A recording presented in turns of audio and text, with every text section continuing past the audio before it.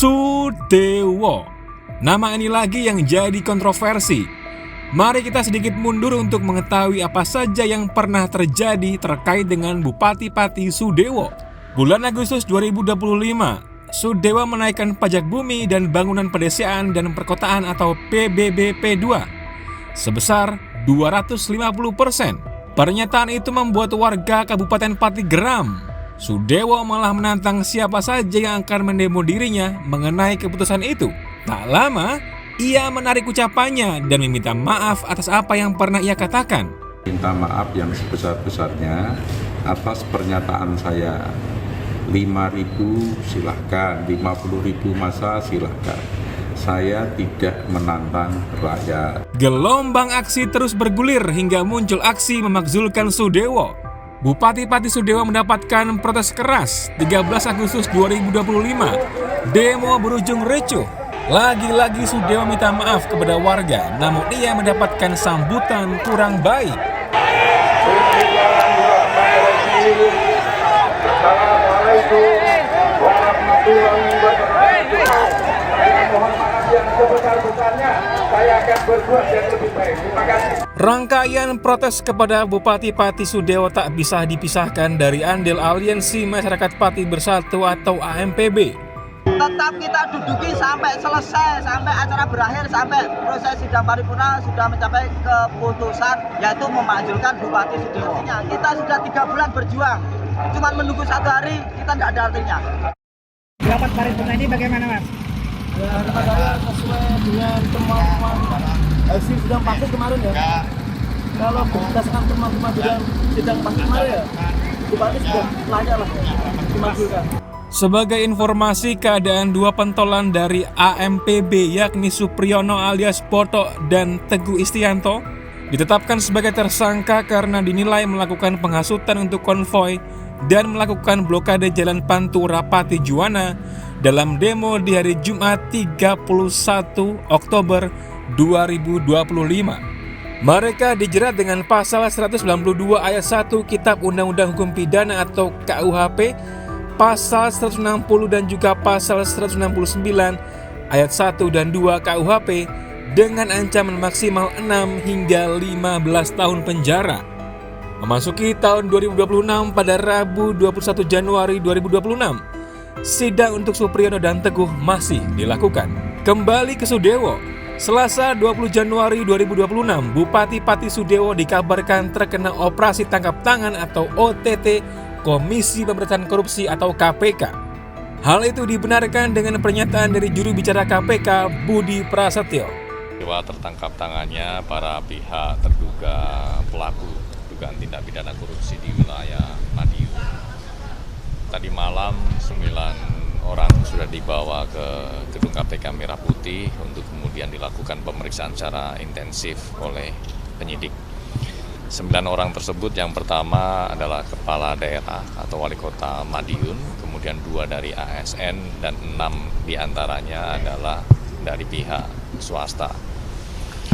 Adapun barang bukti yang diamankan dalam peristiwa tertangkap tangan ini uang sejumlah ratusan juta rupiah. Nanti detailnya akan kami sampaikan pada saat konferensi pers. Terkait dengan perkaranya, ini berkaitan dengan penerimaan oleh kepala daerah atau wali kota Madiun berkenaan dengan beberapa proyek ataupun izin di lingkungan kota Madiun. Ada yang juga kemudian di kamuflase ya, menggunakan modus-modus CSR. Tak butuh waktu lama, Sudewo muncul dengan menggunakan rompi oranye dan mengaku ia adalah korban. Selama saya menjadi bupati itu,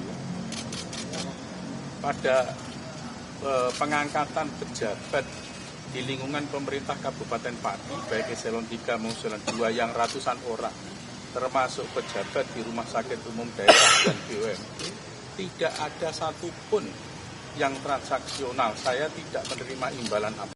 Konkretnya Pak Dewo itu angka dari gimana, Pak? Jadi Bapak dikorbankan atau Saya menganggap saya ini dikorbankan.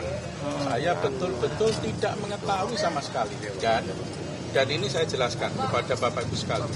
3 orang kepala desa yang tersangka ini pernah menghadap saya di kantor kabupaten, kalau nggak salah di sekitar awal Desember, minta soal pengisian perangkat desa. Saya katakan pengisian perangkat desa adalah Pelaksana tugas atau PLT Deputi Penindakan dan juga Eksekusi Komisi Pemberantasan Korupsi atau KPK Asep Guntur Rahayu membeberkan modus licin dan akal-akalan Sudewo CS dalam kasus dugaan pemerasan dalam pengisian jabatan perangkat desa.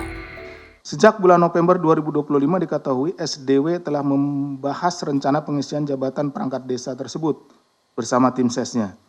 Pada masing-masing kecamatan, selanjutnya ditunjuk kepala desa atau kades yang juga merupakan bagian dari tim ses SDW sebagai koordinator kecamatan atau korcam atau dikenal dengan tim 8 dengan susunan sebagai berikut. Jadi untuk memuluskan acaranya atau kegiatannya tersebut, maka ditunjuk beberapa kepala desa.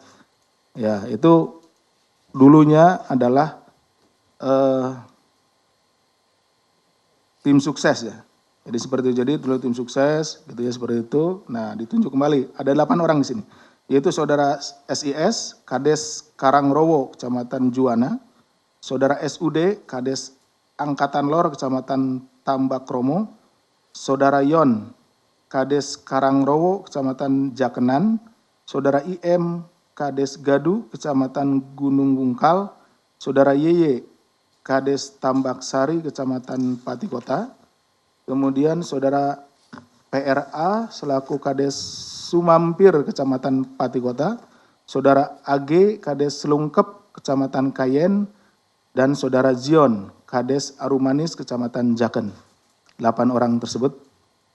Selanjutnya Saudara YON selaku Kades Karangrowo, Kecamatan Jaken, dan Saudara Zion selaku Kades Arumanis, Kecamatan Jaken menghubungi para kepala desa di wilayah masing-masing untuk menginstruksikan pengumpulan uang dari para caperdes, ya, calon